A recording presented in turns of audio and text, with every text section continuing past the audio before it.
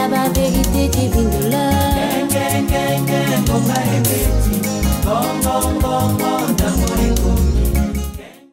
Fidèles internautes de la Russie Asla OPH Télévision, Mbote, bonjour, hola, que l'éternel Dieu, Papa Guy, Émile Fossichikwabo vous bénisse. Votre journaliste, la grâce et la bénédiction pour votre émission à l'heure des vérités divines. Accompagné d'un éminent prédicateur, j'ai cité le frère Malonga-Nduna Yamerlin, prédicateur en langue étrangère, formateur et éducateur de la jeunesse nationale flottante, journaliste de l'ASLA OPH, formateur MEDA, inspecteur spirituel et itinérant, membre confirmé de l'OPH. Yamerlin, bonjour, que Dieu vous bénisse. Bonjour également pour vous, maman. Comment vous allez? Quel est votre état d'âme? En tout cas, l'état d'âme est très bon. Alors, aujourd'hui, nous allons... Vous allez parler à nos internautes sur un thème capital. Vu que la fête approche, vu que les moments approchent, ils veulent savoir. Une nativité où nous, les Luzoliciens, nous disons exceptionnelle. Je dis la nativité de Papa Guy Émile Fossichikwabo, une nativité qui est exceptionnelle. Pour vous, Yamerlin, cette nativité, cette naissance, je dirais plutôt le nom de Guy Émile Fossichikwabo, parce qu'il faut dire que cette nativité, c'est la nativité exceptionnelle de Guy Émile Fossichikwabo. Mais pourquoi ce nom de Guy Émile Fossichikwabo? Yamerlin, vous avez la parole. Merci beaucoup, madame la journaliste, en tout cas pour votre prompte volonté que vous avez manifestée pour nous rencontrer. Sincèrement, je vous remercie.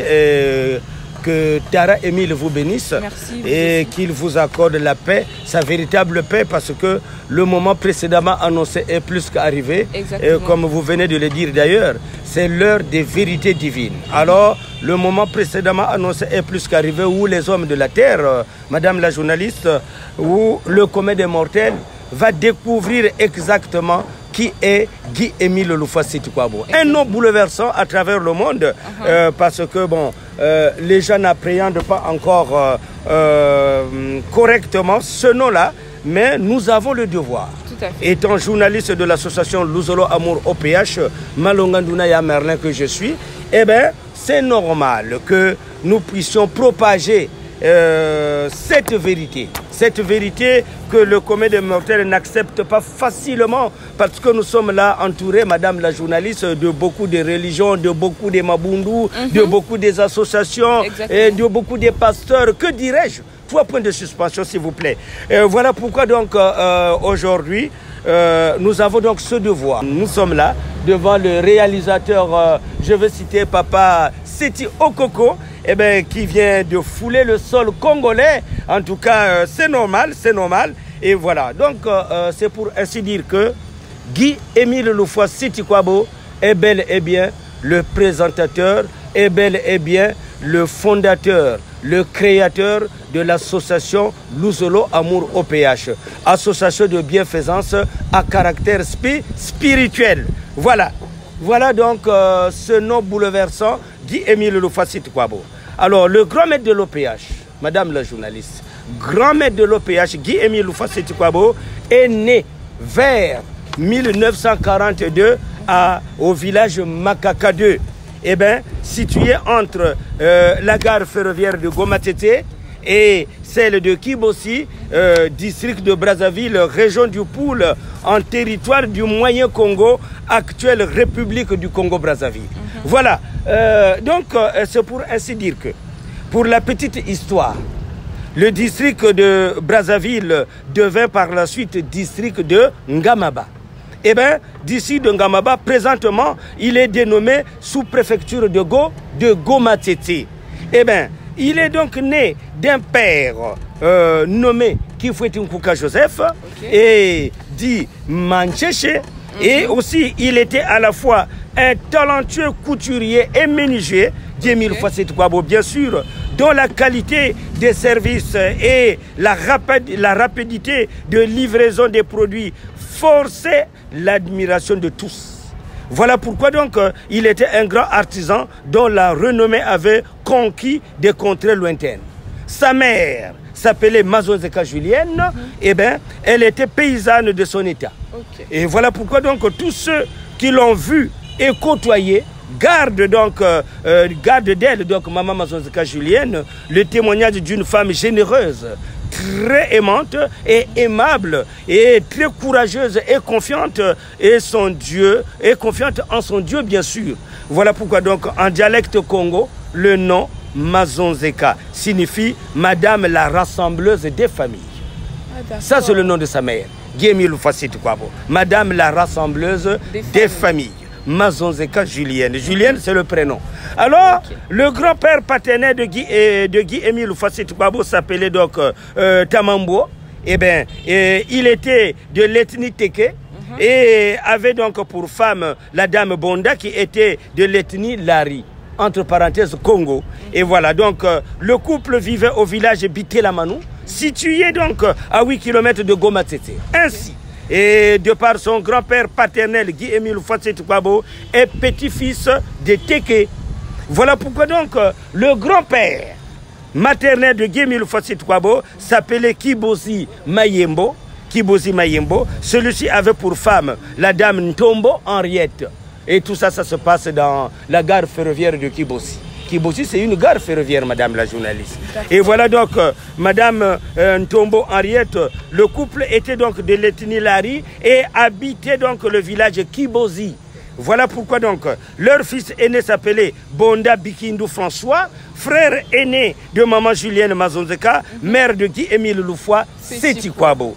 Alors, pour mémoire, le défunt Kibosi Mayembo, parce que tout ça c'est paix à son âme, parce que ce sont nos grands-parents, ils sont tous décédés. Donc le défunt Kibosi Mayembo était un chef coutumier qui avait juridiction sur la localité abritant l'actuelle gare ferroviaire de Kibosi. C'est d'ailleurs pour cette raison que les colons français avaient donné son nom à cette troisième gare du chemin de fer Congo-Océan, d'antan bien sûr, oui, et qui porte encore cette dénomination. À vrai dire, le village de M. Kibosi Mayembo s'appelait Kibosi, mais pas Kibosi. Kibosi, ça c'est l'appellation blanche, avec 2 SI. Mais le vrai nom de Kibosi, c'est Kibosi. C'est un arbre. Kibosi, c'est un arbre. Voilà. Donc, jusqu'à ce jour. Et malheureusement, les colons, donc, tel que je viens de le dire, avaient transcrit ce nom avec une déformation de la 3e et dernière syllabe. Ainsi, au lieu donc de Kibosi, on avait écrit Kibosi. 2 SI.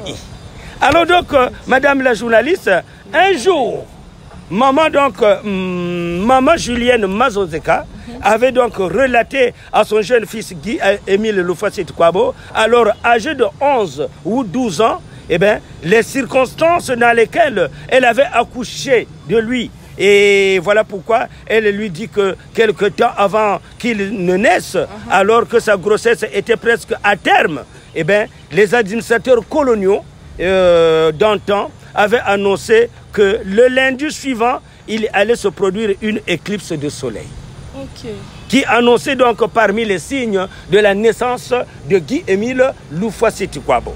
Mais au courant de cette nouvelle de l'éclipse de soleil, qui allait se produire pour la première fois au Moyen-Congo, en ce temps-là, eh bien, actuel Congo-Brazzaville, les chefs coutumiers, analphabètes qu'ils étaient, déformèrent donc l'information et propagèrent partout que la fin du monde intervenait le lundi suivant. Alors, donc, madame la journaliste, en apprenant cette curieuse et triste et alarmante nouvelle, la population était en émoi. Eh bien, inspiré par l'événement, l'un des griots de la contrée composa une très célèbre chanson sur le thème de la soi-disant fin du monde, qui venait d'être annoncé pour le lundi suivant. Cette chanson était donc devenue la coqueluche des répertoires au moment des réjouissances populaires. En voici donc le refrain, en dialecte de la rue bien sûr. Et ya yansi fwe fwe chalendi. Et ya yansi fwe fwe chalendi. Alors ce qui peut se traduire en français par: ah mes frères, la fin du monde aura lieu le lundi prochain. Et elle aura lieu le lundi prochain. Nsi Fois Challenge. Alors, contre toute attente, l'éclipse de soleil se produisit 2 jours avant la date prévue. Eh bien, en effet, elle se produisit un jour de samedi, coïncidant avec la tenue du marché de Calendaire, dit un marché de tabac. Le marché de tabac, c'est un marché qui se situait dans le temps, au temps de colons, entre la route de Mayama et la gare ferroviaire de Gomatete. Au milieu, c'est là où se trouvait le marché de tabac.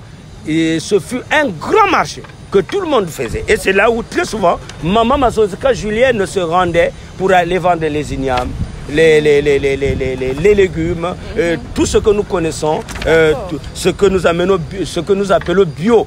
Oui. Alors, c'est ce que Maman Mazonzeka Julienne partait vendre dans ce marché de tabac situé entre la route de Mayama et la gare ferroviaire de Gomatete au milieu.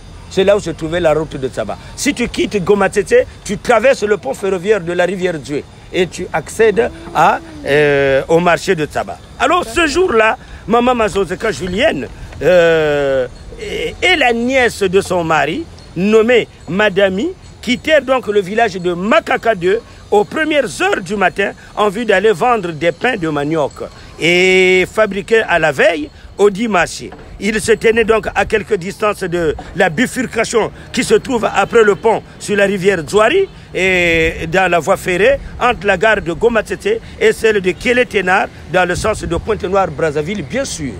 Et parce que lorsque vous traversez la gare ferroviaire, le pont ferroviaire du CFCO, de la rivière Djoué, il y a aussi une petite rivière qui intervient qu'on appelle la rivière Zouari. Et voilà. Alors, lorsqu'elles arrivèrent à l'entrée du pont sur le Djoué, le jour parut. Et Maman Julienne Mazonzeka sentit d'atroces douleurs d'accouchement. Eh bien, elle se posa donc par terre, sa moutette, et se tordant de douleur, elle dit donc à sa compagne qu'elle n'en pouvait plus. Celle-ci fut désespérée et lui dit: que faire alors?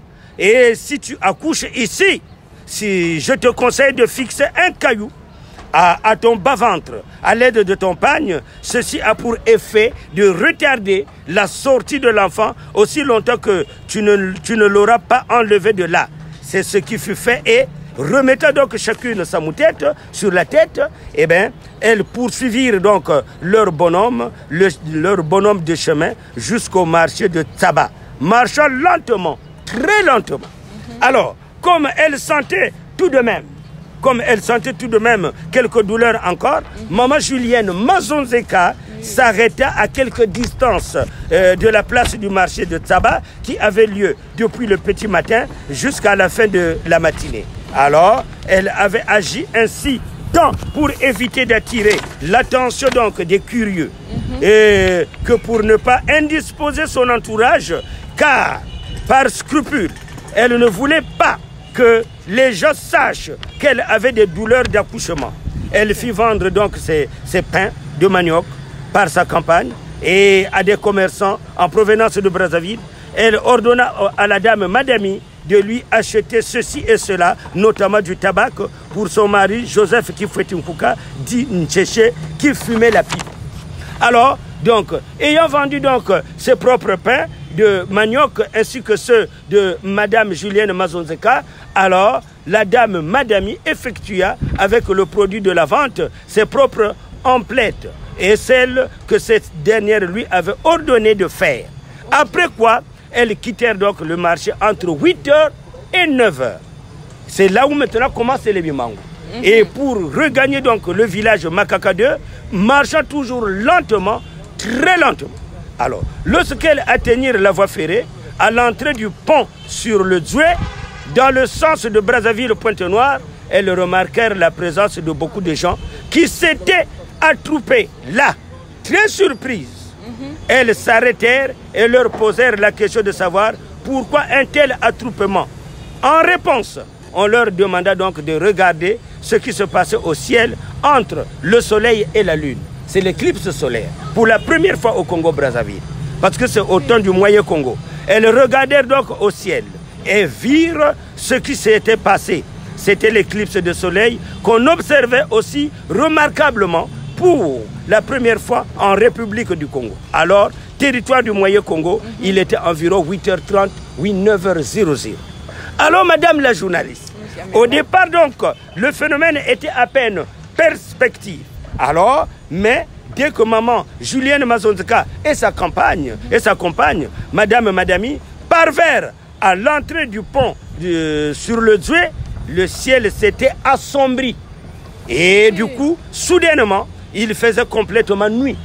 À partir de 8h, 9h. Il faisait complètement nuit. Les ténèbres étaient telles qu'on ne pouvait même plus voir la personne qui se tenait juste à côté.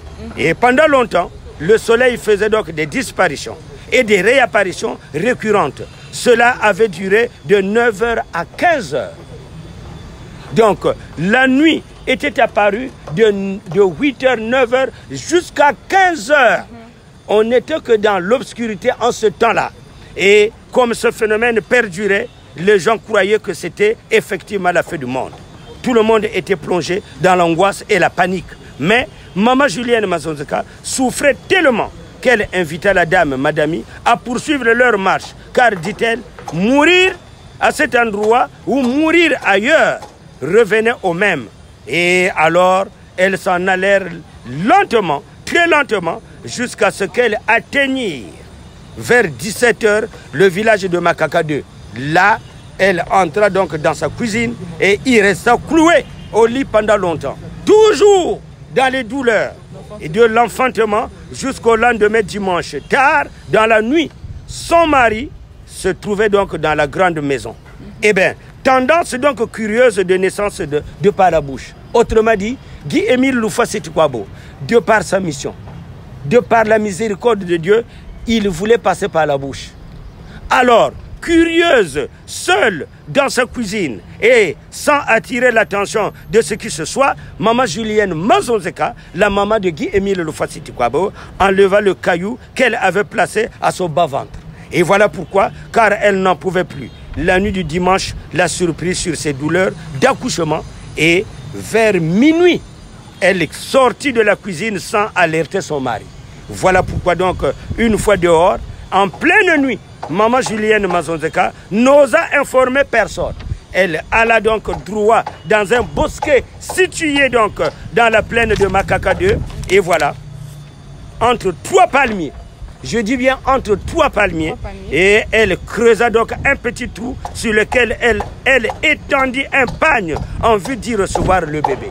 Et voilà pourquoi donc d'y recevoir le bébé et d'enterrer éventuellement le placenta.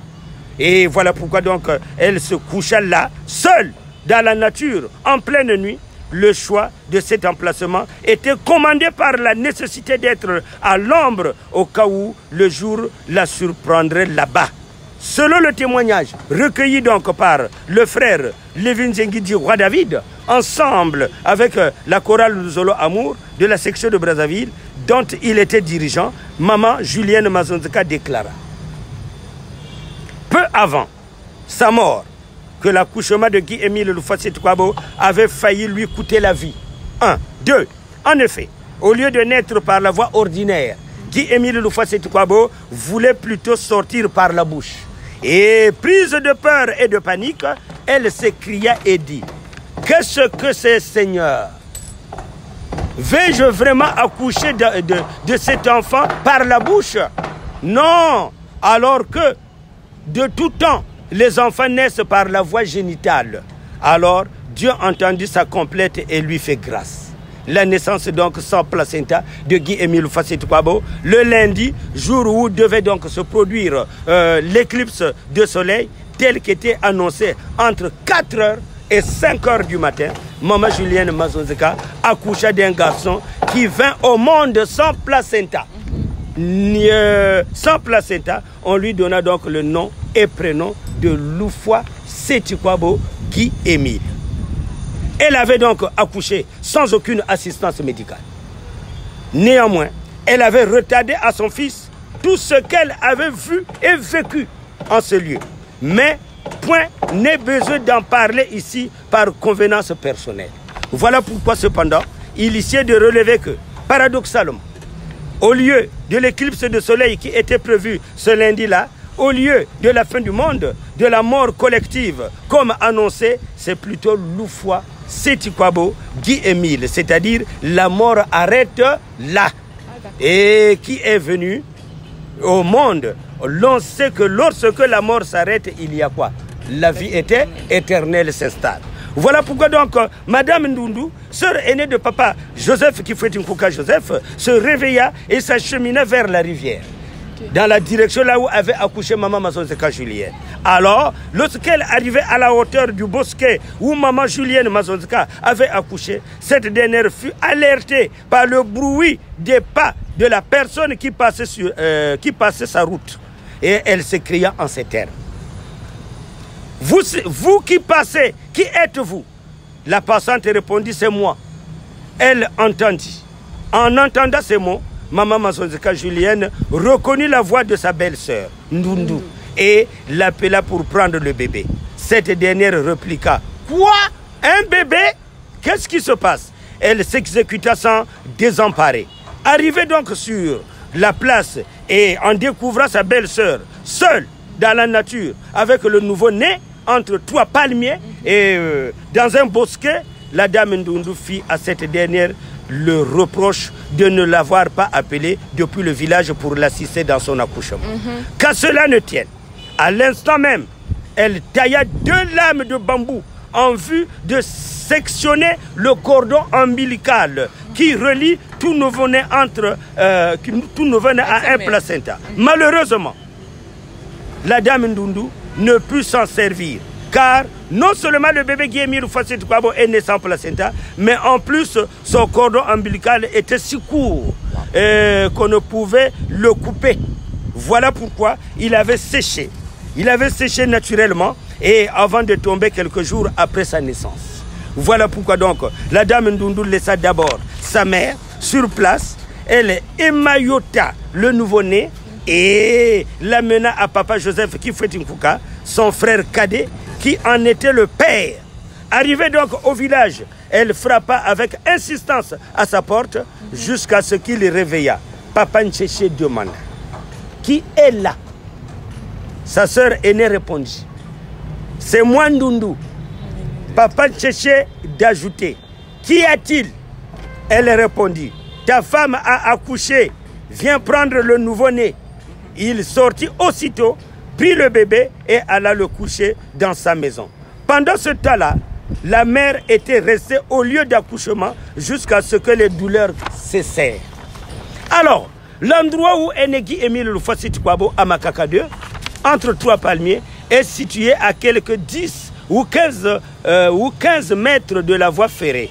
Et il est bien connu de ces derniers qui ne cessaient de le montrer à ses compagnons avec lesquels il pouvait passer par là. Alors, la signification donc du nom, de ce nom patronymique, autrement dit, dans le dialecte Congo, le mot Loufoua signifie la mort. Et le mot Seti-Kwabo veut dire arrête-toi, ou bien arrête là. Alors, donc, en effet, Guy-Émile Loufoua-Seti-Kwabo est né à une époque où la mortalité des garçons nouveau-nés faisait rage et dans sa famille. Alors ce nom lui avait été donné par ses parents comme pour demander à la mort d'arrêter sur ce bébé-là. Alors, son pénible donc recensement. Si, avant sa naissance, il y eut une étrange éclipse de soleil, après sa venue au monde, fut organisé un pénible recensement des bébés en territoire du Moyen-Congo. Et dans ces conditions, en effet, près donc de 2 ans après sa naissance, Guy-Émile Loufoua-Seti-Kwabo dut donc être amené au village Mpikabana, ce sont les villages du Poul, Mpikabana, par son père pour le faire recenser, comme on avait recensé Jésus au temps de Bethléem et Jérusalem, n'est-ce pas? Alors, pour le faire recenser, cette localité où résidait le défunt chef de terre Bigani, était le centre de recensement retenu par l'administration coloniale pour les administrés de la zone. Bien évidemment, dans la période coloniale, les administrateurs étaient donc des blancs. Tous étaient des blancs. Parce que c'est le temps de la colonisation. la vie des Congolais du Congo-Brazzaville était entre les mains des Blancs. Alors, dans ces conditions donc, le commandant blanc demandait aux administrés de se mettre en rang pour n'en sortir qu'après avoir fait recenser leur bébé. Alors, les mamans étaient donc tenues de mettre chacune son bébé à l'épaule. Et dans ce coup, mais exceptionnellement, le bébé Guy-Émile Loufa Seti Kwabo était porté sur l'épaule par son père, car il avait 2 ans environ et sa mère portait donc alors un nouveau-né sur son épaule. Voilà pourquoi il s'agissait donc du défunt Jean-Marie Mbonzi, frère cadet de Guy-Émile Loufa Seti Kwabo, décédé en 1995 à Kibosi Gare Sefseo. Alors, comme les miliciens noirs, épiés, fouets à la main, tous ceux-là qui étaient en rang, chaque personne se tenait sur ses gardes. C'était donc pénible, car il fallait rester debout du matin au soir, sans sortir du rang. Auquel cas, des coups de fouet étaient administrés systématiquement aux contrevenants par les miliciens qui assuraient l'ordre et la discipline. Il n'y avait qu'un seul agent recenseur pour une multitude de gens. Et le recensement consistait à répondre à l'interrogatoire qui portait essentiellement sur l'identité complète du bébé. Alors, dans ces conditions, ce sont donc toutes ces peines qui faisaient dire à maman Julienne Mazonzika que son mari Joseph Kifwetinkuka Joseph et elle-même avait enduré beaucoup de souffrances à cause de Guy-Émile Loufa Seti Kwabo. Autrement dit, Dieu lui-même. En tout cas, madame la journaliste, je veux marquer 3 points de suspension. Peut-être que vous avez une question à poser. Oui, Yamerlé, bien évidemment, les questions ne manqueront pas. Par rapport à ce nom de Guy-Émile Loufa Seti Kwabo, vous avez dit c'est un nom qui est capital, qui signifie la mort, arrête-toi là. Après sa naissance, pourquoi est-ce que son cadet a perdu la vie? Son cadet a perdu la vie étant donné qu'il est là en tant que une personne qui va arrêter d'autres morts dans sa famille. Oui, une personne qui va arrêter d'autres morts dans sa famille. Le nom de Loufa Seti Kwabo, la mort, Loufa Seti Kwabo, arrête là ou arrête-toi, est prédestiné à Guy-Émile Loufa Seti Kwabo. Okay. Pas à son frère, ni à son cousin, ni à son petit frère, ni à son grand frère. Mais c'est un nom donné à lui par rapport à sa mission.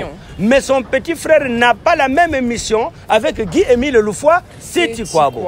Voilà. Ok, donc nos internautes vont retenir que ce nom de Guy-Émile Loufa Seti Kwabo, c'est par rapport à sa mission qu'il devait accomplir et cette mission qu'il est en train d'accomplir. Exactement, alors, madame. Merlin, on va poursuivre. La généalogie de Guy-Émile Loufa Seti Kwabo, sa descendance. Oui. Avez-vous l'idée sur ça? Exactement, madame la journaliste, vous avez raison, parce qu'il y a beaucoup de choses à dire. Eh bien oui, mais nous devions le savoir, madame la journaliste, que le moment précédemment annoncé est plus qu'arrivé. Effectivement. Parce que quand on parle de la généalogie de Guy-Émile Loufa Seti Kwabo, c'est comme vous et moi. Nous sommes issus des parents. Effectivement. Nous sommes issus d'une mère, d'un père qui nous ont enfantés. Ces pères-là, ils avaient aussi des pères, des mères, ainsi de suite. C'est ça ce qu'on appelle la descendance. Mais très souvent, avec la mondialisation, très souvent on a perdu l'essence. Nous ne nous rendons même pas compte du papa de notre père, ou bien du grand-père de notre grand-père. Voilà, donc on a tout perdu. Et voilà pourquoi donc la généalogie, succinctement madame la journaliste, Guy-Émile Loufa Seti Kwabo avait des grands-parents qu'on appelait Matingo Mankwesh. Ils sont ressortissants du Congo d'Antotila. Okay. Le Congo d'Antotila qui était un royaume au temps du Moyen Congo disloqué par le Colo Blanc. Le Congo d'Antotila. Et c'est là où habitaient les grands-pères de Guy-Émile Loufa Seti Kwabo. Le Congo d'Antotila. Congo veut dire roi, royauté, couronne. Ntotila veut dire rassembler, pour vous qui savez faire la somme d'eux. Donc Congo d'Antotila veut dire rassemblement de toute la terre, qui aura un seul roi, Dieu le Tout-Puissant, le roi des rois. Alors, c'est là où toi et moi nous sommes issus.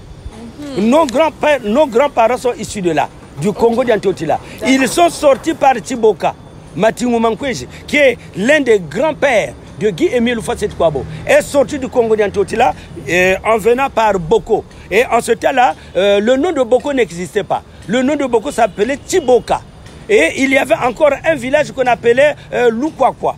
Des villages contrés de Tiboka. Et c'est à partir de là que Matingu Mankwéji débarque pour venir construire le village de Makaka.